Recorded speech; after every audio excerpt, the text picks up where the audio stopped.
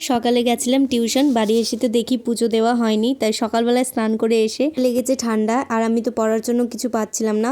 সামনে পেয়েছি মার সোয়েটার, তাই পরে নিলাম। কারণ পুজো দেওয়ার জন্য তো কাঁচা সোয়েটার পরে দিতে হবে, তাই আমি মার সোয়েটারটাই পেয়েছিলাম, তাই পরে নিলাম। যাই হোক, মায়ের সোয়েটার পরে আমাকে দেখতে বেশ ভালোই লাগছে। তারপরে তো ঠাকুর ঘরে এসে পুজো দিয়ে দিলাম।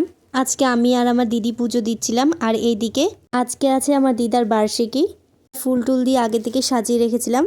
আর এদিকে আমার মা দুধ পাউরুটি আর চা করে দিয়েছে আমার দিদাকে, কারণ এগুলো খেতে আমার দিদা ভালোবাসতো। তাই আজকে তো দুপুরবেলা যাব নেমন্তন্ন বাড়ি, তাই আলু ভাজা দিয়ে ভাত খেয়ে কিছুক্ষণ বাদে চলে আসলাম নেমন্তন্ন বাড়ি খেতে।